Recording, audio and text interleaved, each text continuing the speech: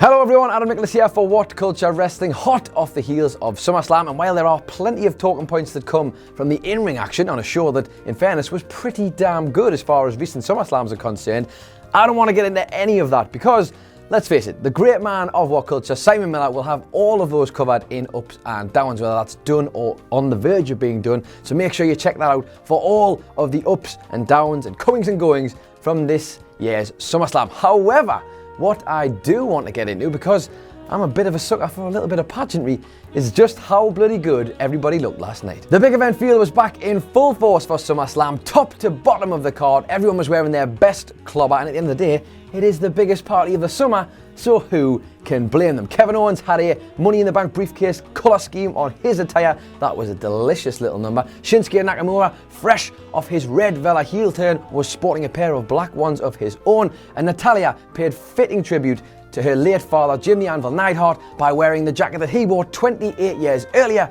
as the Hart Foundation dethroned Demolition. But that's just the tip of the iceberg, and some of these outfits were in fact so bloody good that we've decided they deserve the deepest of deep dives. And with that in mind, almost like we planned it or something, here's 8 hidden meanings behind outlandish WWE SummerSlam attires. Number 8, Seth Rollins. At the end of the SummerSlam pre-show, Marvel Cinematic Universe fans flooded Twitter to share pictures of Seth Rollins as he walked down the corridors with Dean Ambrose in preparation for his pay-per-view opener against Dolph Ziggler. His purple and gold entrance attire borrowed heavily from Josh Brolin's portrayal of Thanos in the latest Avengers movie, and Seth's right foot was sporting an Infinity Gauntlet of its own, perhaps suggesting that his curb stomp might bring balance to the WWE Universe. Now, Thanos was, of course, cinema's biggest villain of 2018, in stark contrast to the heroic figure that Seth Rollins has cut on Monday Night Raw this year. However, perhaps this is more of a nod from the architect as he tells us about his own personal Infinity War that he is on as he tries to become the man once again on Monday Night Raw. Number 7, Dean Ambrose. Dean Ambrose was perhaps the low-key MVP of SummerSlam this year, doing an awful lot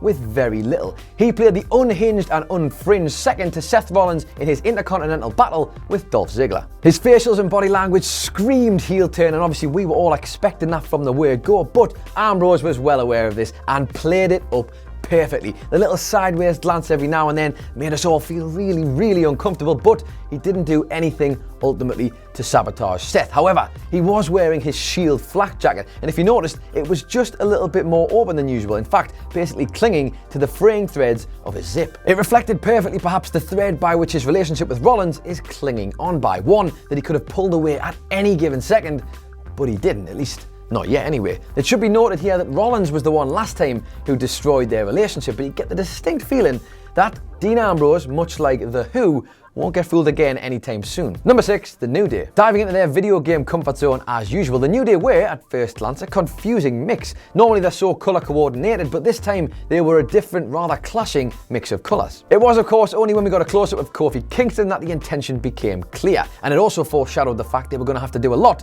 of running, jumping, flying and climbing if they were going to get anywhere near defeating the Bludgeon Brothers. In blue and gold attire with rings up his leg, not the Vince McMahon brass kind, I should point out, Kofi was, of course, Sonic the Hedgehog. He was on the outside of the ring, paroling the perimeter, and actually saying that, the ring, the wrestling ring, Sonic rings, God, the layers to this outfit, whew, fantastic. I'm a bloody genius. Then in orange next to him was, of course, Xavier Woods, who was trying to fly around and drop elbow drops from all sorts, trying to win them their next tag team title. And he was, of course, Miles Tails Prower. And then finally, we had Big E, the toughest and most durable of the gang, who was, of course, in red as Knuckles. Number 5, Finn Balor. A man who was in arguably the least anticipated match of the night. Finn Balor decided to add a little bit of carnage to SummerSlam this year when he resurrected the Demon for his match against Constable Corbin. Long since his days as Prince Devitt in New Japan, Balor has drawn inspiration from comic book characters for his face and body paint, with Spider-Man anti-hero Venom as a regular feature. With Sony set to release Tom Hardy's Venom in cinemas next October, it would seem like demons are most definitely in. So what better time for Balor to bring back his? Channeling his inner symbiote, Balor was mostly comprised of Venom-esque aesthetics, but there was a little bit of carnage I noticed in there too, particularly just under the eyes, almost like it was trying to get out from underneath the surface. Safe to say, the Demon looked absolutely incredible last night, and it was a hellish upgrade from the last time we saw it too, but let's face it, they've had 10 months to come up with a brand new design, so it bloody should. Number 4, Charlotte, Carmella and Becky Lynch. Now, initially it did seem like Charlotte's investment in some resplendent hot new pink ring gear was her basically preparing to reascend and take her throne in WWE as the Queen once more. However, if we paid a little bit more attention, Becky and Carmella also had a little bit of pink in their attire too, and I think there's a much sweeter story at play here. The motif seemed designed to show solidarity and support behind a grieving Natalya, who of course father passed away last week, Jim the Anvil Neidhart, and perhaps a little bit further, this could have also been a show of respect and admiration for the Anvil and everything he did for the business to this date. Having worked extensively with all three of these performers during their NXT and SmackDown live runs, Natalya's influence is obviously still very strongly felt within the women's division, and this was a fitting tribute, these three women painting their match in the iconic colours of the Hart family to represent how much they respect her, but obviously to pay tribute to such a fitting legend as Jim the Anvil Neidhart. Number 3, AJ Styles. At the end of their SummerSlam match, AJ Styles looked like he was ready to murder Samoa Joe after the Samoan submission machine didn't just cross the line, he took a run and bloody jump straight over it with his comments about AJ's wife, Wendy. But taking a little bit of a closer look into this match, was it in fact AJ Styles, the phenomenal one, who was indeed the dead man at the biggest party of the summer? Decked out in a rather delicious purple and black ensemble, Styles bore telling resemblance to The Undertaker on the night that he made his triumphant return from exile at SummerSlam 1994. On that night, he was facing a mirror image of himself, and it's safe to say there was a little bit of that going on last night. Based on AJ's lengthy shared past with Joe and their incredible history together, perhaps Styles looked at Joe and saw a pretender to his position as SmackDown Live champion.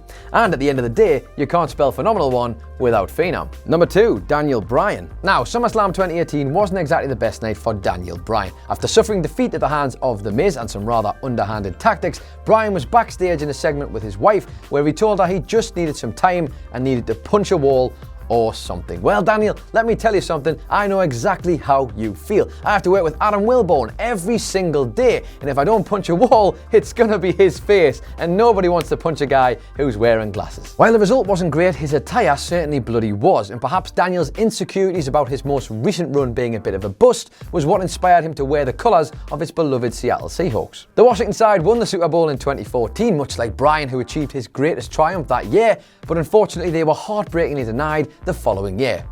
That sounds awfully familiar to me, don't you think? And number 1, Ronda Rousey. A pre-show glimpse of Ronda Rousey mentally preparing for her match with Alexa Bliss showed her as a calm, baddest woman on the planet, but it also showed her sporting some heavy eye makeup on her face. That sent Twitter into an absolute meltdown, who made the immediate comparisons to the eponymous Black Swan ballerina. Now, obviously, Black Swan was made into a film in 2010, which was absolutely considered to be a spectacular film with critical acclaim as it explored the physical and mental hardships of being a ballerina and the world of ballet that perhaps anybody outside of that realm would not get to see. And you could argue that Ronda Rousey's journey from mixed martial arts to professional wrestling has been littered with the same kind of misconceptions and challenges as the film itself, and that's where the comparisons were being drawn. Or maybe, and I guess technically we can't rule this one out, but perhaps Ronda Rousey is just a massive fan of Mantor. Yep. I'm going to leave that one with you. Well, there you have it, guys. That's our video on the sizzling SummerSlam attires from this year's biggest party of the summer. Did we miss any? Because there's probably bound to be something we didn't get. Let us know your thoughts in the comments below. I can already see there's quite a few interesting ones down there. Not sure I want to read all of them, but either way, give us a like, give us a share. Don't forget to hit that old subscribe button over there if you haven't already. If you want more of our videos, they should be floating around on screen somewhere over here. My name is Adam Nicholas, and I'll see you next time.